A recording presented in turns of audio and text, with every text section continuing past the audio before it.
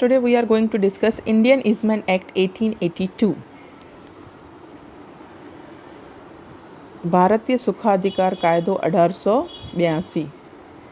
હવે મિત્રો આજે આપણે એની અંદર ક્લાસિફિકેશન ઓફ ઇઝમેન્ટ ડિસ્કસ કરીશું. ક્લાસિફિકેશન ઓફ ઇઝમેન્ટની અંદર public and private easement, positive easement and negative easement, apparent easement and non apparent easement, continuous and discontinuous easement, આટલા ક્લાસિફિકેશન છે જે આપણે વન બાય વન એક્ઝામ્પલ સાથે સમજીશું. ફર્સ્ટ છે પબ્લિક ઇઝમેન્ટ. પબ્લિક ઇઝમેન્ટ કોને કહેવાય? તો મિત્રો એક્ઝામ્પલની અંદર તમે ધ્યાનથી જુઓ સ્લાઇડમાં, એની અંદર 3 લોટ છે. આ એક, બીજો અને આ ત્રીજો, 3 લોટ તમને દેખાય છે.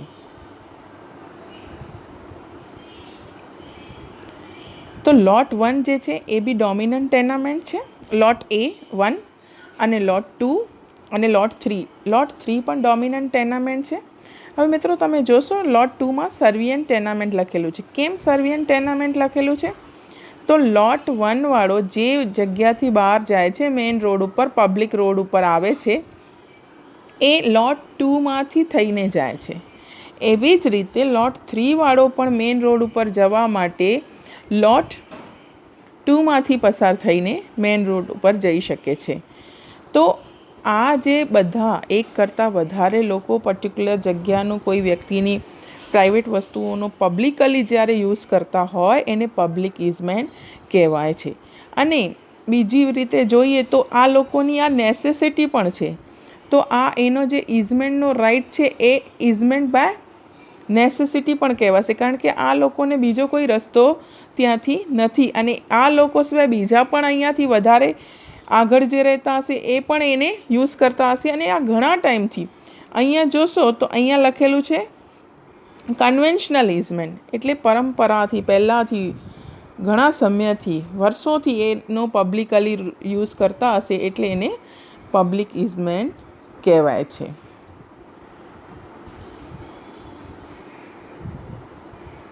નેક્સ્ટ છે પ્રાઇવેટ ઇઝમેન્ટ.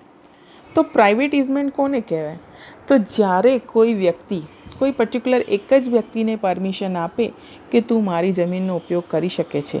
સપોઝ મારા ઘરની બહાર મારો એક ગાર્ડન છે અને ગાર્ડનમાંથી પણ બહાર જવાનો રસ્તો પણ છે અને હું કોઈ એક કે બે વ્યક્તિઓને પરમિશન આપું કે તમે મારા ગાર્ડનમાંથી થઈને નીકળી શકો છો, તો મેં 2 જ જણાને જેને પરમિશન આપી છે એને જ ખાલી પ્રાઇવેટ ઇઝમેન્ટ મળશે, બીજાને નહીં. તો private easement and easement whose enjoyment is restricted to limited people. Limited નક્કી માણસોને જ પરમિશન મળેલી હોય, નક્કી વ્યક્તિઓને જ પરમિશન મળેલી હોય. A private easement benefits a limited number of person or a specific person, અથવા તો કોઈ પર્ટિક્યુલર વ્યક્તિને જ પરમિશન આપી હોય. An example of private easement may include the right to draw water from a well situated in dominant land. મારા મકાનની અંદર કૂવો બનેલો હોય, એમાંથી પાણી લેવાનો અધિકાર પર્ટિક્યુલર એક જ વ્યક્તિને આપું કે તું મારા ઘરમાં આવીને મારા કૂવામાંથી પાણી લઈ શકે છે, તો એક જ વ્યક્તિને પ્રાઇવેટ ઇઝમેન્ટ મળ્યો, બીજાને મળ્યો નહીં. તો જ્યારે કોઈ લિમિટેડ માણસોને અથવા તો કોઈ પર્ટિક્યુલર વ્યક્તિને કોઈ સુખ ભોગવવાનો અધિકાર આપવામાં આવે એને પ્રાઇવેટ ઇઝમેન્ટ કહેવાશે. હવે મિત્રો એક્ઝામ્પલમાં બી આપણે જોઈએ. એક્ઝામ્પલની અંદર તમે જોશો તો લોટ 1 અને લોટ 2 2 લોટ છે અને લોટ 1ની અંદર અહીંયા જુઓ આ એક લાઈન જાય છે.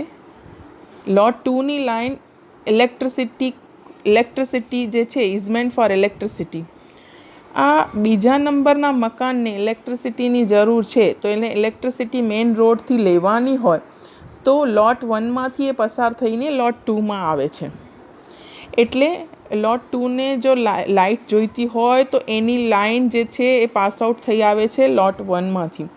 એવી જ રીતે લોટ 2વાળાને પોતાના ઘરથી બહાર જવું હોય તો એ લોટ 1માંથી પસાર થઈને જાય છે. તો અહીંયા એક જ વ્યક્તિને આવી પરમિશન મળેલી છે આ લોટ 2ને જ ખાલી આવી પરમિશન મળેલી છે કે લોટ 1માંથી પસાર થઈને નીકળી શકે છે મેઇન રોડ ઉપર, અને લોટ 2વાળાને જે ઇલેક્ટ્રિસિટી મળશે એની પાઇપલાઇન, એની લાઇન પણ લોટ 1માંથી આવે છે. તો પર્ટિક્યુલર એક જ વ્યક્તિને આવો સુખ ભોગવવાનો અધિકાર જ્યારે આપવામાં આવે તો એને પ્રાઇવેટ ઇઝમેન્ટ કહેવાય.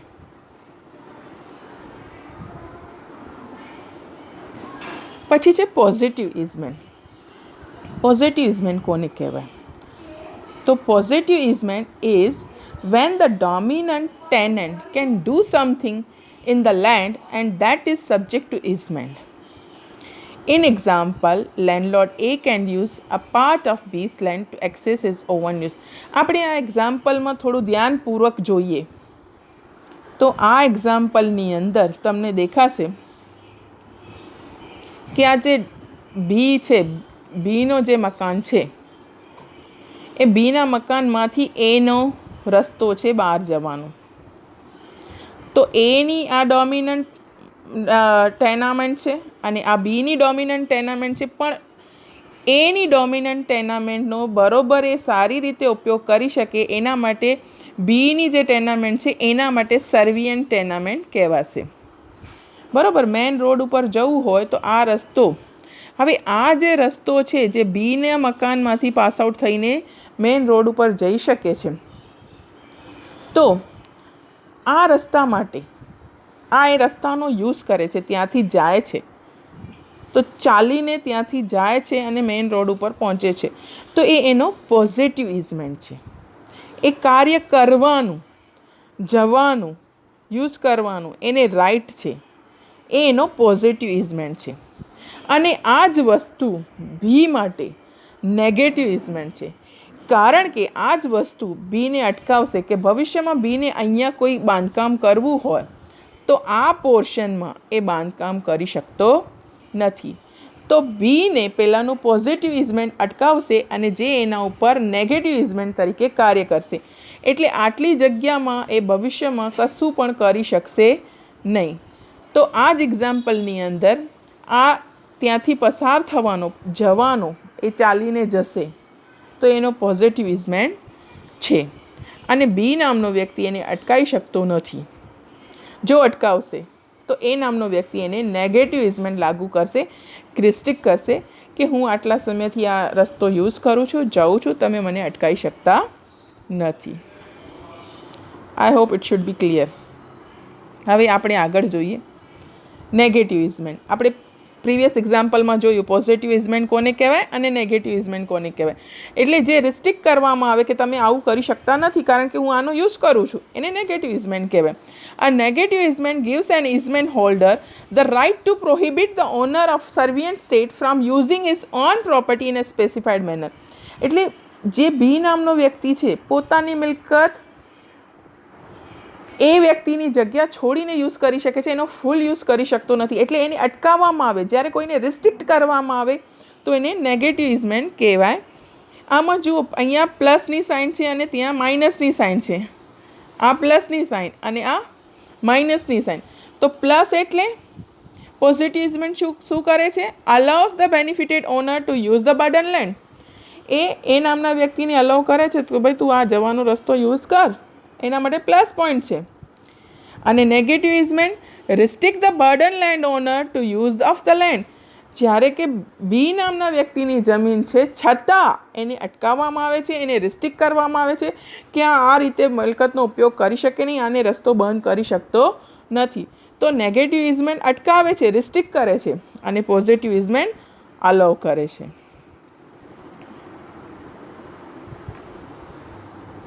હવે મિત્રો અપેરન્ટ ઇઝમેન્ટ. અપેરન્ટ ઇઝમેન્ટ કોને કહેવાય? And apparent easement and easement that is self continuing. એ અપેરન્ટ જે દેખાતી હોય ને જાતે જ કન્ટિન્યુ ચાલુ રહે, and independent of human intervene. એમાં કોઈ ઇન્ટરવેન કરતો નથી, અડચણ ઊભી કરતો નથી. કોઈ પણ હ્યુમન બિંગ એમાં અડચણ ઊભી ના કરે, એને અપેરન્ટ ઇઝમેન્ટ કહેવાય. It means an easement which can be enjoyed without an act on the part of person entitle thereto. એવો ઇઝમેન્ટ છે જેની અંદર જેનો યુઝ કરવામાં આવે છે કોઈનો પણ ઇન્ટરવેન વગર એ માણસ એન્ટાઇટલ હોય છે અને યુઝ કરે છે. For instance a paved trail, a sidewalk, a flow of stream, or example are the example of apparent easement. કોઈ રસ્તાનું યુઝ કરતા હોય, સાઈડ ફૂટપાથ કહીએ છીએ ને આપણે, ફૂટપાથ બનેલું હોય અથવા હવા આવતી હોય એનો યુઝ કરતા હોઈએ, તો જે દેખાય દૃશ્ય હોય એવો સુખ ભોગવવાનો જે અધિકાર છે એને અપેરન્ટ ઇઝમેન્ટ કહેવાય છે. આપણે આ એક્ઝામ્પલમાં સમજીશું. આ એક્ઝામ્પલની અંદર તમે જોશો કે લોટ એની અંદર આ ટ્રીઝ છે, આ લેક છે, અહીંયા લેક છે, અને લોટ બીની અંદર મકાન છે, આ એક રસ્તો છે. લોટ બીના લેન્ડની અંદર એક રસ્તો બનેલો છે જે લેકમાં જાય છે, બરાબર છે. તો લોટ એ વાળું એને પબ્લિક રોડ ઉપર જવું હોય, બહાર નીકળવું હોય, તો લોટ એ વાળો આ રસ્તાથી થઈને આમ બહાર નીકળે છે. જે રસ્તો અહીંયા સુધી તો એની જમીનનો છે, પણ આટલો જે પોર્શન છે એ લોટ બીમાં આવે છે. અને આ દેખાય છે, આ સીનમાં પણ તમે જોઈ શકો છો કે આ આનો યુઝ કરે છે. એવી રીતે આ બીને પણ દેખાય છે, પણ બી એને અટકાવતો નથી, કંઈ કહેતો નથી, એ યુઝ કરે છે, નો પ્રોબ્લેમ, જાય છે, કારણ કે બી સમજે છે એને બીજો કોઈ રસ્તો છે જ નહીં.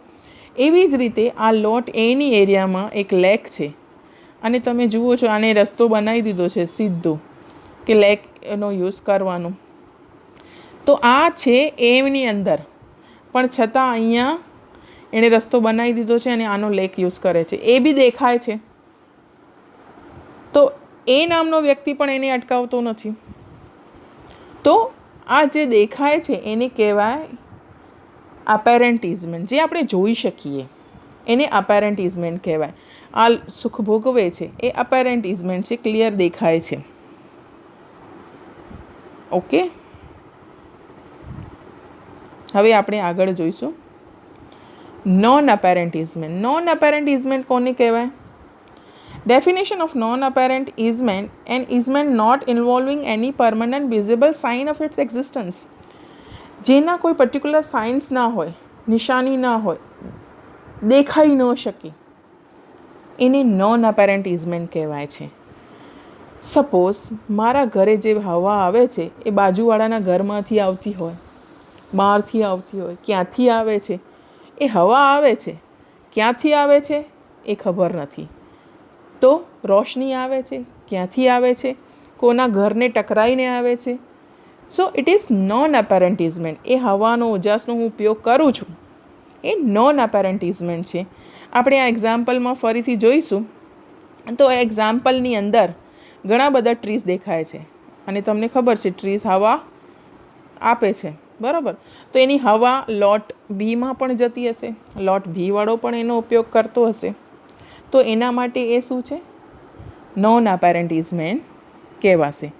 આપણા ઘરની બહાર ડ્રેનેજ સિસ્ટમ હોય છે, તો ડ્રેનેજ સિસ્ટમમાં શું છે એ દેખાય છે, ખબર છે કે આ ઘરમાંથી અહીંયા બીજાના ત્રીજાના આ લાઈન જતી જ હોય, પાઇપલાઇન, એ અપેરન્ટ ઇઝમેન્ટ છે. પણ હવા ઉજાસ આપણા ઘરમાં આવતું હોય તો એ નોન અપેરન્ટ ઇઝમેન્ટ છે. અને કોઈ વ્યક્તિ, સપોઝ મારા ઘરની બહાર એક રૂમની બહાર એક બારી છે, અને બાજુવાળો કે મારે બાજુમાં જે મકાન છે કે મારે તો બાંધકામ એવી રીતે કરવું છે કે આની ભલે બારી બંધ થાય, તો આવી રીતે કરી શકે નહીં. જો એને બાંધકામ કરવું હોય તો પર્ટિક્યુલર મારી બારીથી થોડી જગ્યા છોડીને પછી એ બાંધકામ કરી શકે છે, જેથી કરીને મારું હવા ઉજાસ બંધ થાય નહીં.